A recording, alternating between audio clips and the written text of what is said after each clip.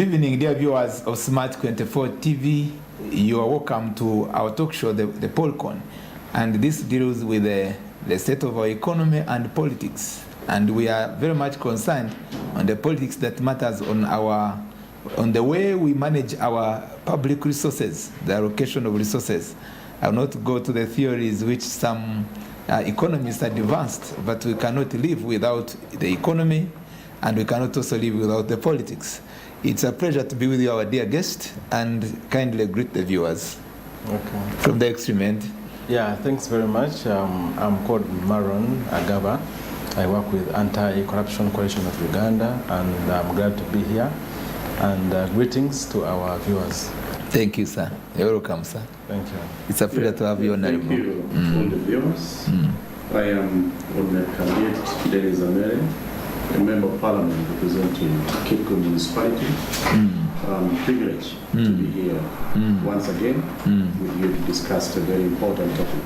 Thank you so much. My name is Dr. Joseph Tindiebwa, and we are happy to come to you this evening with a special discussion which compels us and again indebted us to ensure that our country, the way we are running it, it should be a leadership, those who are in leadership, to have an accountable leadership. Our topical discussion is evaluation for the elimination of corruption that is a disaster to economic development.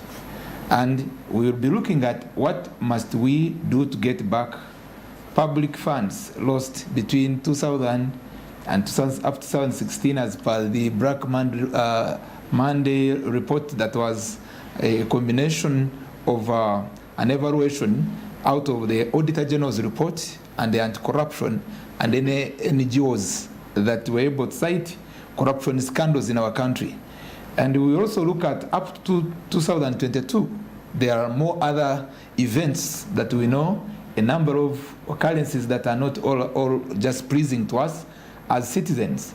And we cannot pretend Uganda will never develop and cannot develop if we are still harboring, I can call it a devil of corruption. I was sharing with our guest, one of our dear guests, Mr. Maron Agaba. He is the Executive Director of Anti-Corruption Coalition Uganda. And we were sharing before we started the talk show, of which we come to you viewers, that we have seen a number of actors who have been advocating for the fight against corruption. Corruption is diverse in its categories. We look at the misuse of public funds. We are also aware that corruption at times has been expensive, especially in our country, through what we call political patronage. Those who go and participate in politics and majorly to win a political seat, they involve the citizens, and where even the citizens are part of this corruption chain. And they are bribed, and someone is giving a bribe in order to get a political seat. Not a facilitation, but a bribe. Pay 100,000 shillings, you go to church during the time of election or before.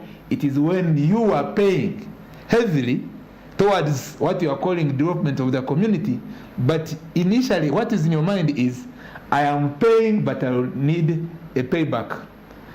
And we also look at corruption in the award, appointments that some of those who are qualifying candidates, that they have been able to also experience, especially for jobs, especially in the public sector. And the major one, which is central, we are looking at, is the scandals that are still on record. And the total amount of those scandals in terms of amount of money, it goes to 24.4 trillion. The list will be displayed on the screen, and we'll look at, of course, a number of them. We'll call the Temangalo, there are many, the ghost soldiers, there are many. And the list, we cannot read it from here and end it. But we are giving you substantive information. Our dear viewers, just be aware that your country, the government of the Republic of Uganda, has had a challenge, and we are just estimating from 2000 up to 2016, we have lost 24.4 trillion, and the hope of recovery, we are not seeing it at all. There are those whom they have tried a bit to work on, We know that one of the Kazinda saga scandal of where that was under the OPM office.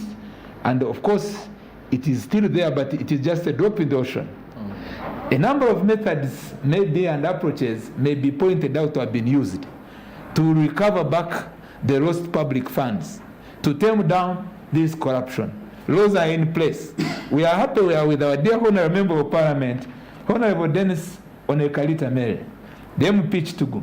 And he happens to be, he is, yes, on their Public Accounts Committee, which is an institution that fights, that tries to, do checks and balances against the fight against corruption.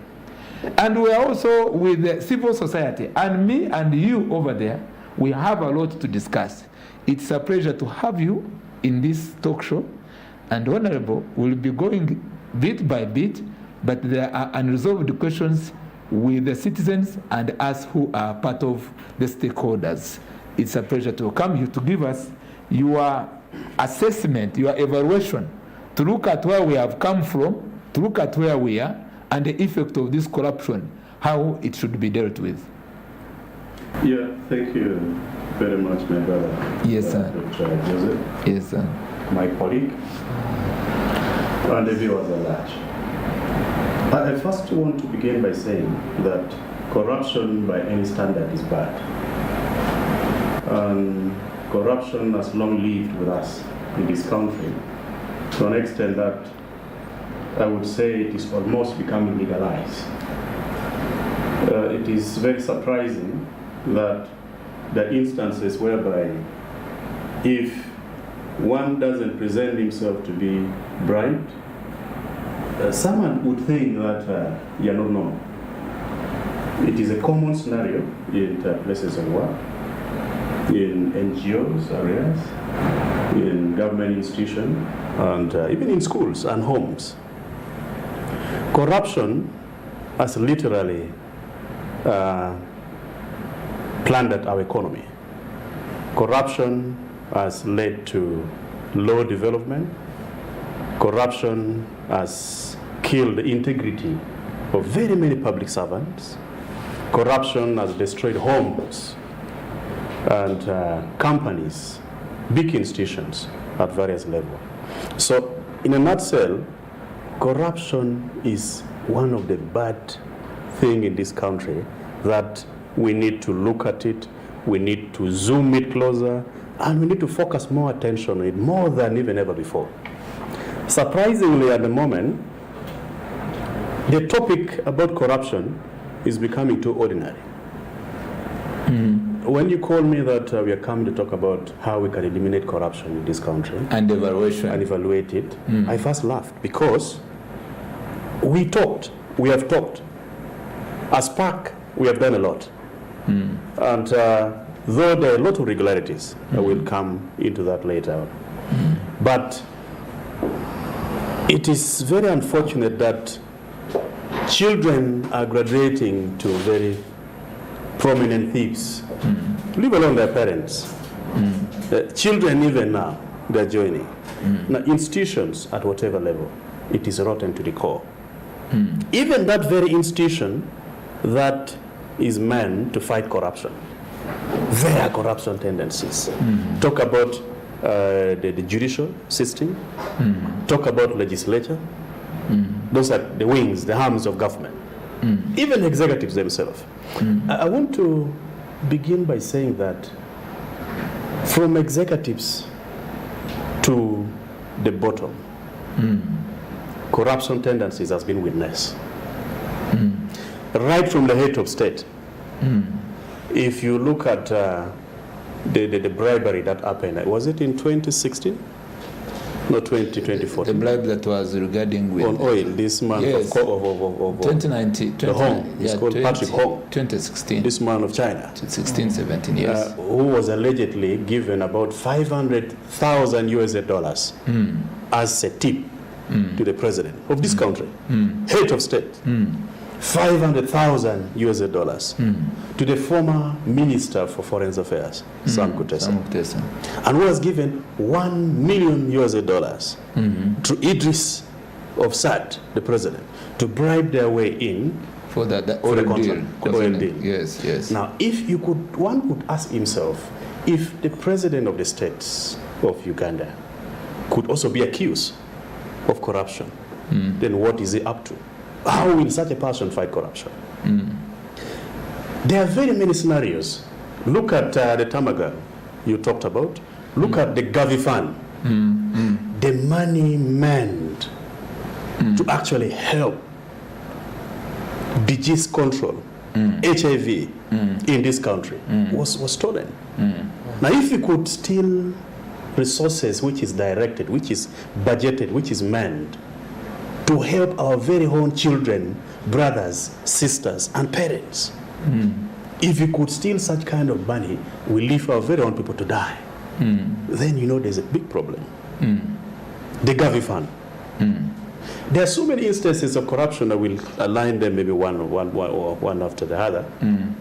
Internet deal of 107.8 billion. Look at the COVID-19 as well. Yes, there is. Just of recent in 2020, yes, prices for buying food were infiltrated. Actually, were increased. Those people, the suppliers of food who were willing to give actually their supplies in a cheaper way, in a cheaper amount of money, were denied contract. Why? Because the people who were issuing the contract were having benefits out of that. They gave it to people who are more expensive. We lost about 2 billion during COVID-19. We were in lockdown. People were locked inside. We were not going anywhere. People were dying of hunger. Now, if a son of a man, a daughter of a man would actually go that far to steal money in that period of time, then you know there is a grave problem in this country. So one of the issues that I have personally been looking at is that all institutions of this government need to play a check and balance. One, the executives do not need to only talk about fighting corruption, do not need to appear fighting corruption. Zero tolerance to corruption, and they declare it as a manifesto. And yet, in a real sense, well, they're not fighting it. I read somewhere whereby the UPDF Code of Conduct, Act, clearly states that the president, the head of a state, the commander-in-chief, is not supposed to dine with the corrupt official. They're not supposed to dine with them. Not supposed to dine, not supposed to appoint anyone actually who is suspected or who has been found guilty of corruption, but is a contrary here. In 2019, when there was a Shudu anti-corruption walk in this country, there was a meeting at Kololo where the president and the late speaker, Jacob Olanya, was there. Now, you would wonder if the president would reduce himself to protest. If the president would reduce himself to protest corruption into an anti-corruption walk, the one they did, the crusade they did in Kololo, then you would wonder now, who will then now command the operation against the corrupt?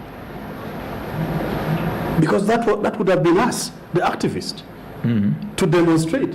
The president is supposed to order, arrest this and arrest that. But now if the president has now come down to walk in protest of corruption, what is the civil society going to do? What are we, the activists, going to do? So right from the executives, there should be a deliberate attempt to fight corruption if corruption is to be fought in this country. To the contrary, our executives, right from the head at time, they're the ones sealing the corrupt from being prosecuted in many occasions. There was one of the ruling, Justice John Bosco, in 2013, made a very, Katutsi is called, made a very cynic statement that is tired of prosecuting small fish. Yet the crocodiles are swimming in water. That was when an engineer was being prosecuted. The real conflicts were not being prosecuted. So until then, when the president will realize that corruption need to be fought in real terms, but not in statements, corruption will be hard to fight in this country. The police, in 2015, 2014, 2013, there was a group called Black Monday, anti-corruption team, of which I even belong in that. Yes. I remember how we were harassed. Why? Because the police claimed that we were giving malicious information to the public. That information, I still have it, and I think it is a reliable information, because a number of the outlined scandals, they are known in the normal auditor reports, the Auditor General's reports. Exactly. So it cannot be malicious as we come up with this. It is true. 2009, 2008, NADS, we lost 2.7 billion. NSS fund, we also lost 2.7, MEME subsidiary fee 155, and we continue to total the list, it goes 24.4 trillion. Dear Ugandans and viewers, this is half of the Ugandan budget without borrowing. Exactly. And that's why it must remain a concern. You were completing on your submission, yes, so I was trying to give a scenario of which we suffered personally. By that time, I was actually very active in activism. I was the former Guild president of Makerere University. We had a lot of people who would come and say, we go and do ABCD, we go and fight corruption. So we were doing a lot. And to our dismay, the police ordered for our arrest. The IGP ordered for our arrest. So you were advocating for the fight for against prosecution for prosecution. You are instead the one being arrested. And what was the reason? That we were circulating information about the corrupt, which may incite violence. Let me ask you, when that was done, did you feel intimidated with that passion which you had, or you still feel something needs to be done? Not at all. We didn't feel intimidated, but of course, it killed the morale of many people. It killed the morale of very many young people and energetic people of this country. Very many activists actually got demoralized. But the point I'm trying to raise is, if the police, the judicial system, who are meant actually to help in prosecuting the corrupt, are again turning around to fight those who are fighting corruption, then what will happen in this country? There's a big challenge. It is a challenge indeed. Now, come to Parliament, the same thing. Allegation of briberies has been there. Parliament legislatures. Up to date, even there is a recent one where allegation of briberies have been there. You might be having some. The recent one where they say that money, of course, it is in newspapers where it is believed, where it is alleged that a member of Parliament, I have not cited the name, that got a bribe of 40 million from the Speaker, which is so far a serious matter, trading on trading on social media. Yes. So generally, the fight against corruption involves all of us. Okay. But above all, it involves majorly the top officials of the executives to reign with authority. And we as legislators also, there is high need and demand for us really to begin setting laws that deter corruption. That makes corruption punishable at a very high level. So that it becomes costly for any person who wants to actually venture into corruption to find losses more than benefit. When you don't punish the corrupt, like other countries does. Look at China. China, some of the corrupt people are even hung. They're given death penalties. Others, life imprisonment.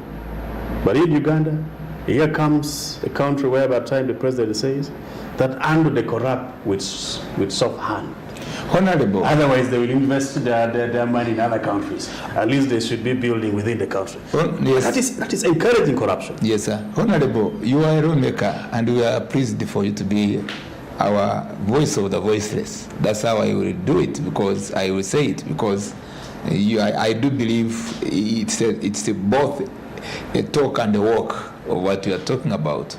And in that advocacy, and also looking ahead, how we can make reforms in the legal framework. So far, to the viewers and maybe the hope you are giving us, should we expect there is a private member bill, which is either is to deal with maybe an amendment of the current law, which seems to be still with soft gloves, that does not handle the corrupt decisively. What is the scenario that is happening relating to the legal framework vis-a-vis the reality of fighting corruption, in line with what you've said? The real problem is, in our law, the language being used is mild. When you call a thief a money launderer, money laundering, actually you romanticize actually the entire system. You make it look as if it is a good thing, money laundering, instead of calling it a thief. When you call a scandal of about 10 billion as misuse of government properties, something. So these are the kind of things that need to be made.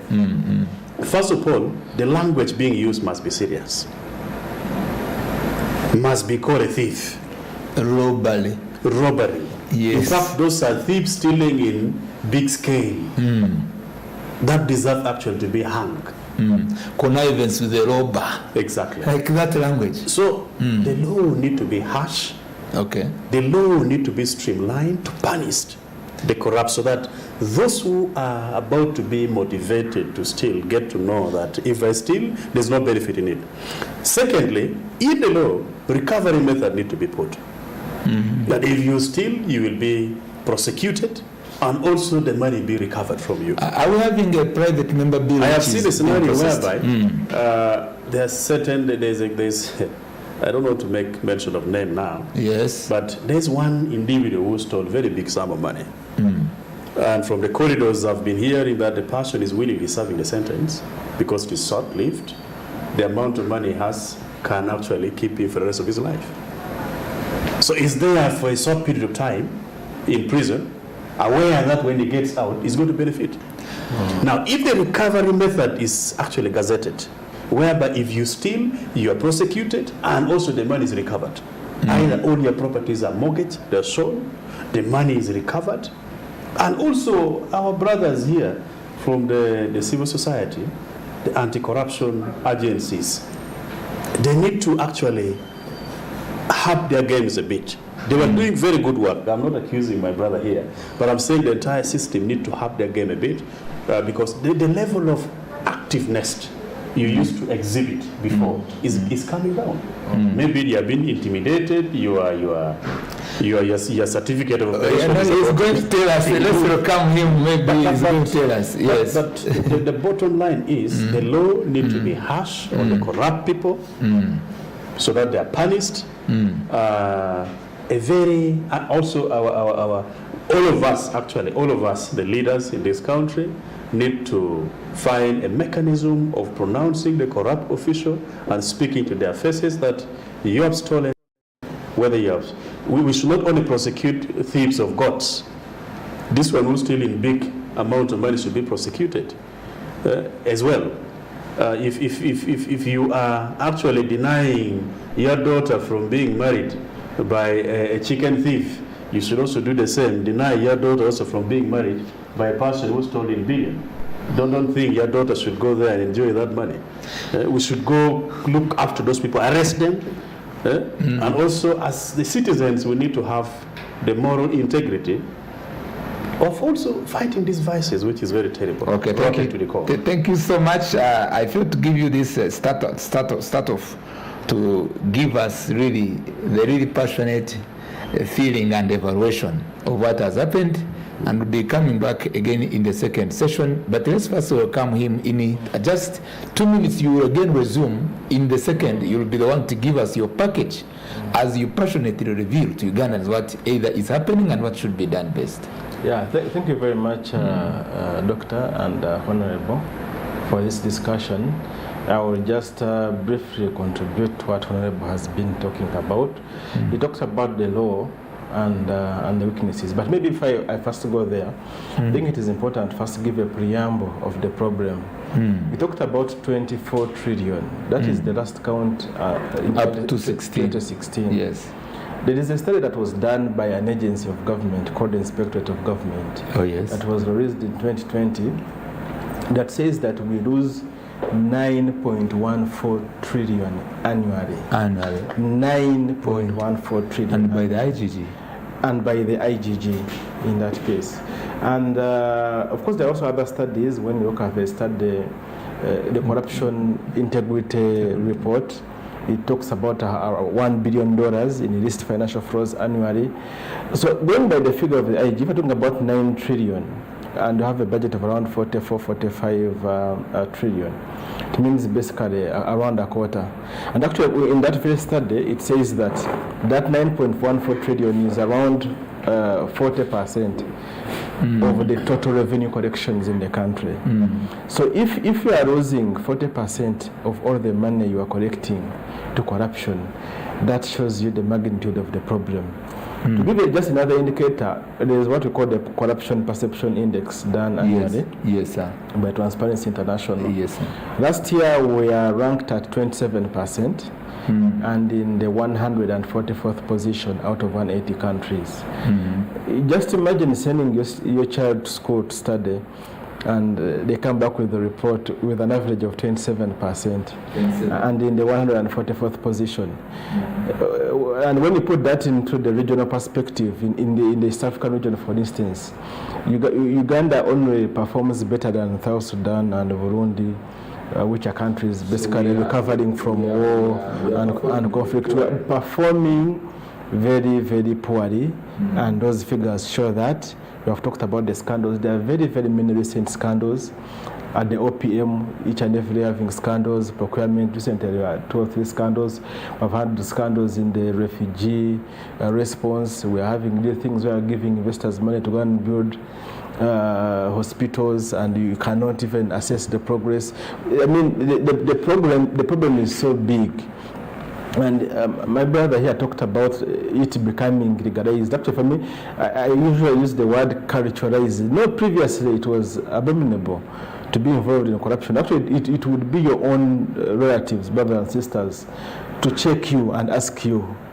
But now, they are the same people who put you in pressure. Somebody was sharing an example that in other countries, like for instance, like in Botswana, if you're a young man, I'm not very young, but if you're a young man of my, let's say, of my age, you have just started working and you have all these things, you are building houses, you are buying cars, the first person to ask you would be your brother or sister or father or mother, where you're getting the money from.